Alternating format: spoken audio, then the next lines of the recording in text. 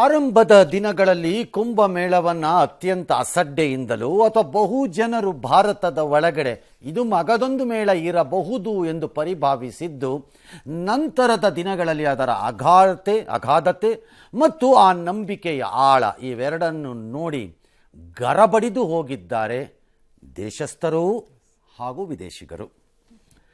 ಇದರ ಪರಿಣಾಮ ಸಹಜವಾಗಿ ಕುಂಭಮೇಳ ಒಂದು ರೀತಿಯಲ್ಲಿ ಧಾರ್ಮಿಕವಾಗಿ ಫಳಫಳ ಎಂದು ಹೊಳೆಯಬೇಕಾದ್ದು ರಾಜಕೀಯ ಆರೋಪ ಪ್ರತ್ಯಾರೋಪಗಳಿಗೆ ಬಂದು ತಗಲಾಕೋತಾ ಇದೆ. ನಮ್ಮಲ್ಲಿ ನಾವೇನು ಬೇಕಾದ್ರೂ ಹೇಳ್ಕೊಂಡು ಹೋಗ್ಬೋದು, ಅದು ನಮಗೆ ಬಿಟ್ಟಿದ್ದಿತ್ತು.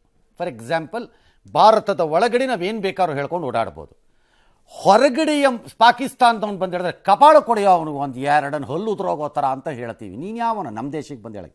ಹಾಗೆ ಹಿಂದೂ ಧರ್ಮದ ಬಗ್ಗೆ ಅಲ್ಲಿ ನೀರು ಸರಿ ಇಲ್ಲ, ಅರೇಂಜ್ಮೆಂಟ್ ಸರಿ ಇಲ್ಲ, ಅಲ್ಲಿ ಹಂಗಾಗ್ಬಿಡುತ್ತೆ, ಮುಳುಗಿದ್ರೆ ಇಲ್ಲಿ ಹಿಂಗಾಗ್ಬಿಡುತ್ತೆ, ಅವನು ಯಾವನೋ ಕಚಡ, ಅವ್ರ ಅಪ್ಪ ಅಮ್ಮ ಏನು ಅಂತ ನನಗೆ ಐಡಿಯಾ ಇಲ್ಲ, ಅವನು ಯಾವನೋ ಮೈನಾರಿಟಿ ಮುಸ್ಲಿಂ ಲೀಡರ್ ಒಬ್ಬ ಕಾಮೆಂಟ್ ಹಾಕ್ತಾನೆ, ನೀನು ಯಾವನು ಬಂದು ಹಾಕಕ್ಕೆ, ನೀನು ಯಾವನ ಹಾಕಕ್ಕೆ ಅದನ್ನು. ಆದರೆ ಭಾಳ ವಿಚಿತ್ರ ಎಂದರೆ ನಮ್ಮ ದೇಶದ ರಾಜಕೀಯ ನಾಯಕರುಗಳು ಅದೇ ಬಾಯಿ ಮುಚ್ಕೊಂಡು ಇರಬೇಕು ಅನ್ನೋದು ಇಲ್ಲ ಅವರಿಗೆ. ಮಾತಾಡಿ ಪರ್ಚ್ಕೊಂಡು ಸಾಯಬೇಕು ಅನ್ನೋದೇ ಅವ್ರ ನಿರ್ಧಾರ.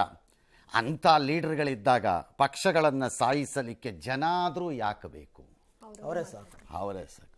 ಸಾಮ್ರಾಜ್ಯಗಳನ್ನು ನಾಶ ಮಾಡಲಿಕ್ಕೆ ಚಕ್ರವರ್ತಿಯೇ ತಯಾರಿ ಇದ್ದಾಗ ವೈರಿಗಳಾದರೂ ಏಕೆ ಬೇಕು? ಕುಂಭಮೇಳದಲ್ಲಿ ಅವ್ರ ಪಾಪ ಮರೆಯಾಗಲ್ಲ ಅಂದಿದ್ದಕ್ಕೆ ಆಕ್ರೋಶ. ಇದು ಟಿಪಿಕಲ್ ಪಾಲಿಟಿಕ್ಸ್. ಇಲ್ಲ, ಬಿ ಜೆ ಪಿಯವರು ಬಂದುಬಿಟ್ಟು ಪಾಪ ಖರ್ಗೆ ಏನು ಕರೆಕ್ಟಾಗಿ ಹೇಳಿದ್ದಾರೆ ನೋಡು ಅನ್ನೋಕ್ಕಾಗತ್ತ? ಅವರೇನು ಅನ್ನಲ್ಲ. ಸರಿ, ಪರಪವಿತ್ರ ಪಾಪ ಎಲ್ಲ ಕಳೆಯತ್ತೆ, ಯಾಕೆ ನಮ್ಮ ಮೇಲೆ ದ್ವೇಷ, ಯಾಕಿದ್ದು ಅಸಡ್ಡೆ? ಒಂದು ಸ್ವಲ್ಪ ಈ ಕಾಂಗ್ರೆಸ್ಸು ಮತ್ತು ಇನ್ನಿತರ ಕೆಲವು ಪಕ್ಷಗಳಿಗೆ, ನಾಲಿಗೆ ಉದ್ದ ಇರೋ ಪಕ್ಷಗಳಿಗೆ ಹಿಂದೂಗಳನ್ನು ಅವಹೇಳನ ಮಾಡುವುದು ಮತ್ತು ಲೇವಡಿಗೆ ಒಳಪಡಿಸುವುದು ಒಂದು ರೀತಿ ಅವರಿಗೆ ಮಜಾ ಕಾರ್ಯಕ್ರಮ. ಅದು ಅವ್ರಿಗೆ ಕಾರಣ, ಅವ್ರಿಗೆ ಆ ಮೂಲಕ ಯಾರನ್ನು ಮೆಚ್ಚಿಸಿ ಓಟ್ ಎಂಬ ಹೇಸಿಗೆಯನ್ನು ತಿನ್ನುವ ಆತುರ. ಹಾಗಾಗಿ ಅದು ಮಾಡ್ತಾರೆ ಕೆಲವರು. ಬಟ್ ಖರ್ಗೆ ಅವರು ನಾರ್ಮಲಿ ಕೇರ್ಫುಲ್ ಆಗಿರಬೇಕಾದವರು ಇತ್ತೀಚೆಗೆ ಒಂದು ಸ್ವಲ್ಪ ಯಾಕೋ ಅವರುವೆ ಒಂದು ರೀತಿ ಅಸಹಾಯಕತೆಗೋ ಇಷ್ಟೇ ನಂದು ಇನ್ನೇನಿದೆ ಕಳ್ಕೊಳಕ್ಕೆ ನನ್ನ ಹತ್ರ ಅಂತಾನೋ ಈ ಹಂತ, ಅಥವಾ ನಾನೆಂದರೆ ಎಷ್ಟು ದೊಡ್ಡವನು ನೋಡಿ ಅಂತ ಅಸರ್ಟ್ ಮಾಡ್ಕೊಳ್ಳೋ ಯತ್ನಾನೋ ನನಗೆ ಅರ್ಥ ಆಗ್ತಿಲ್ಲ. ಕಾಂಗ್ರೆಸ್ನಲ್ಲಿರುವ ಅವರ ಪರಿಸ್ಥಿತಿಗಿರ್ಬೋದಾದಂಥ ಆಕ್ರೋಶನೋ ಏನೋ ಒಂದು ಅವರನ್ನು ಬಹಳ ಜಿಟಿ ಅಂತ ರೊಚ್ಚಿಗೆಳಿಸ್ತಾ ಇದೆ. ಏನೇನೋ ಹೇಳ್ತಾ ಇರ್ತಾರವರು. ಸರಿ, ನಕಲಿ ಗಾಂಧಿ ಕುಟುಂಬ ಡ್ಯಾಶ್ ಅಂತ ಬಿ ಜೆ ಪಿಯವರು. ಅಶೋಕು ಆಯ್ತಪ್ಪ, ನಮ್ಮ ಬಗ್ಗೆ ಇಷ್ಟು ಮಾತಾಡೋರು ಹಜ್ ಯಾತ್ರೆಗೋ ರಂಜಾನ್ದಕ್ಕೋ ಮಾತಾಡಿ ನೋಡೋಣ ಅಂತಾನೆ. ಇದು ಕಾಮನ್ಲಿ ಕೇಳೋವಂಥ ಪ್ರಶ್ನೆ ಅದು. ಶೆಟ್ಟರು ಅದೇ. ಆದರೆ ಸಿದ್ದರಾಮಯ್ಯ, ಸಂತೋಷ್ ಲಾಡ್ ಮಾತ್ರ ಖರ್ಗೆ ಅವರ ಹೇಳಿಕೆನ ಬಲವಾಗಿ ಸಮರ್ಥಿಸಿದ್ದಾರೆ. ಸಮರ್ಥಿಸ್ಕೊಳ್ಳೇಬೇಕಲ್ಲ. ಏನು ಮಾಡಬೇಕಾಗಿದೆ ಅವರೀಗ? ಈಗ ಅಶೋಕು, ಜಗದೀಶ್ ಶೆಟ್ಟರು, ಯೋಗಿ ಆದಿತ್ಯನಾಥ್ ಏನು ಮಾಡಬೇಕು ಈ ಸೈಡಲ್ಲಿ, ಅದರದ್ದು ಆಪೋಸಿಟ್ ಸೈಡ್ನೇ ತಾನೇ ಅವ್ರು ಮಾಡಬೇಕು. ಅವ್ರೇನು ಮಾಡಬೇಕು? ಹೌದು, ಈ ಖರ್ಗೆ ಯಾಕೋ ಬತ್ತ ಸರಿ ಇಲ್ಲಪ್ಪ, ನಮ್ಮ ಅಧ್ಯಕ್ಷ ಹಿಂಗ ಮಾತಾಡೋದು ಅಂತ ಹೇಳಿದ್ರೆ ಸಿದ್ದರಾಮಯ್ಯನವ್ರ ಕತೆ ಏನಾಗತ್ತೆ ನಾಳೆ? ಹೌದು, ಎಸ್, ಯಾರ್ಯಾರು ಏನೇನು ಮಾತಾಡಿದಾರೆ ನೋಡೋಣ.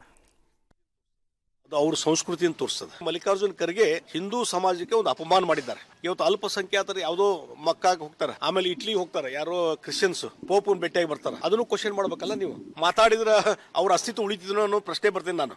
ನನ್ನ ಅಭಿಪ್ರಾಯನೂ ಕೂಡ ನಾವು ಸಂಪ್ರದಾಯ ಇದು ಅಷ್ಟೇನೆ. ಕುಂಭಮೇಳದಲ್ಲಿ ಸ್ನಾನ ಮಾಡೋದು, ಗಂಗೆನಲ್ಲಿ ಸ್ನಾನ ಮಾಡಿದ್ರೆ ಪಾಪ ಪರಿಹಾರಗಳಾಗ್ತವೆ ಅಂತ ಇದಿದೆ. ನಾವೆಲ್ಲ ಬಸವಣ್ಣನವ್ರ ಫಾಲೋಯರ್ಸ್. ಪಾಪ ಪುಣ್ಯ ಪಾಪ ಮಾಡಿ ಹೋಗಿ ಗಂಗಾ ಸ್ನಾನ ಮಾಡಿದ ತಕ್ಷಣ ಪಾಪ ತೊಳೆಯಂಗ ಈ ದೇಶದ ಆರ್ಥಿಕ ವ್ಯವಸ್ಥೆಯನ್ನ ಮೂಲಿಗುಂಪಾಗಿರ್ತಕ್ಕಂಥದ್ದು ಇರ್ಬೋದ್ರಿ. ನಿಮ್ಮ ಲೆಫ್ಟಿಸ್ಟ್ ಭಾಷಣಗಳನ್ನು ಎಷ್ಟು ಬೇಕಾದ್ರೂ ಮಾಡ್ಕೊಳ್ಳಿ, ಇನ್ಕ್ಲೂಡಿಂಗ್ ಆನರಬಲ್ ಸಿದ್ದರಾಮಯ್ಯ. ಅದ್ಯಾಕೆ ಮೂಡಾದ್ ಬಂದ ತಕ್ಷಣ ಚಾಮುಂಡೇಶ್ವರಿಗೆ ಅಮರ್ಕಂಡು ಓಡ್ತಿದ್ರಿ? ಯಾಕಪ್ಪ ಓಡಿದ್ರಿ? ದೇವಸ್ಥಾನ ಯಾಕಪ್ಪ ಹೋದ್ರಿ ನೀವು? ಯಾವ ನಂಬಿಕೆ ಅದು? ಸೋಮನೆ ಹೋಗಿ ಬಂದೆ ಅಷ್ಟೇ, ಒಂದು ವಿಸಿಟಿಂಗ್ ಪ್ರೊಫೆಸರ್ ಥರ. ಅಲ್ಲಿ ಗಾಡೆಲ್ಲ ಕರೆಕ್ಟಾಗಿ ಕೂರಿಸಿದಾರ, ಆ್ಯಂಗಲ್ ಚೇಂಜ್ ಮಾಡ್ಬಿಟ್ರೆ ಅಂತ ನೋಡಕ್ಕೆ ಹೋಗಿದ್ರ? ಯಾಕ್ರಿ ಹೋಗಿದ್ರಿ ಸಾಹೇಬ್ರು ನೀವು? ಸಂಕಟ ಬಂದಾಗ ಸರ್. ಬೇರೆ ಟೈಮ್. ನಾನು ನಾಸ್ತಿಕ ಅಲ್ಲ, ಅದ್ಯಾಕೆ ಬಿಟ್ಬಿಡಿ. ಒಂದೊಂದ್ಸರ್ತಿ ಕುಂಕುಮ ಇರಿಸ್ಕೊಳ್ಳಲ್ಲ ಅಂತ ಸುಮ್ಮನೆ ಟೈಮ್ಗೆ ಸವರ್ಕೊಂಡು ಬುರ್ಡ ಬಿಡ್ತೀರಲ್ಲ ಬಂದು. ಯಾವನಿಗೆ ಬಿಡ್ತೀರಿ ಬುರುಡೆಗಳನ್ನು? ನಂಬಿಕೆ ಇಲ್ಲ ಅಂತ ಬೇರೆಯವ್ರ ನಂಬಿಕೆನ ಪ್ರಶ್ನೆ ಮಾಡೋದೇನು ಸರ್? ಏನಕ್ಕೆ ಬೇಕು? ಬಾಯಿ ಮುಚ್ಕೊಂಡು ನಿಮ್ಮ ಕೆಲಸ ನೀವು ಮಾಡ್ಕೊಳ್ಳಿ. ಆಯ್ತಪ್ಪ, ಹಾಗಿದ್ರೆ ನಾವು ಹೇಳ್ತೀವಿ, ಏನ್ ಸರ್? ನೀನೊಬ್ಬ ಕಚಡ ಅಂತ ಯಾರನ್ನೋ ಒಬ್ಬನ ಬೈದಾಕ್ಬಿಡ್ತೀವಿ. ಅವ್ರು ಬೈಯೋಂಗಿಲ್ಲ, ನಮ್ಮ ಇಷ್ಟ ಅದು ಅಂತ. ಅರೆ ನಮ್ಮ ಇಷ್ಟ ಇದು, ನನಗನ್ಸಿ ನಮಗೆ ಹೇಳಬಾರ್ದು ಅಂತಿದ್ಯಾ ಹಂಗಾರೆ?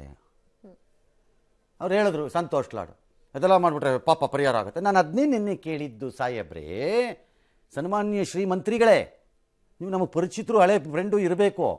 ಹೌದು, ಕಾನ್ಸ್ಟಿಟ್ಯುನ್ಸಿ ಬಂದಾಗ ಹೇಳ್ರಪ್ಪ, ದೇವಸ್ಥಾನಕ್ಕೆ ಬಂದು ಕಾಸು ಕೇಳೋರಿಗೆ ಮತ್ತು ಅಲ್ಲಿ ಊರು ಜಾತ್ರೆಗೆ ಬಂದು ದುಡ್ಡು ಕೇಳೋರಿಗೆ ಇದನ್ನೇ. ಏಯ್ ಯಾವನಾರು ನನ್ನ ಹತ್ರಕ್ಕೆ ಬಂದ್ರು ನೋಡ, ನಂಗೆ ನಂಬಿಕೆ ಇಲ್ಲ, ಬರ್ಬೇಡಿ ಅಂದ್ಲಿ.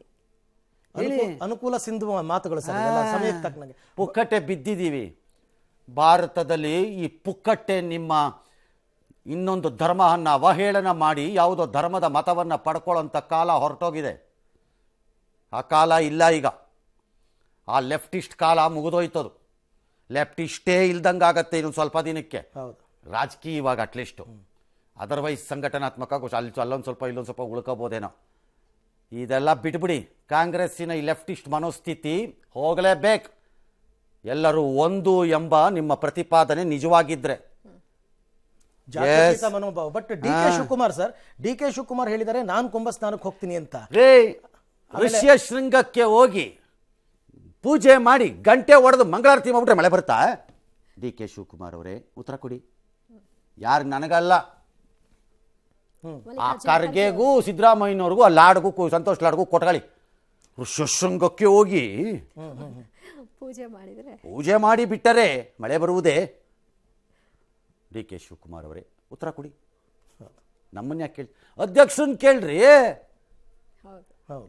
ಏನು ಅಧ್ಯಕ್ಷ ನೀನು? ಆಯ್ತು ಇದಾ ಮಾಡೋದು ನೀನು ಅಂತ ಸಿದ್ದರಾಮಯ್ಯನವ್ರು ಕೇಳಬೇಕು ಬೇಡವಾ?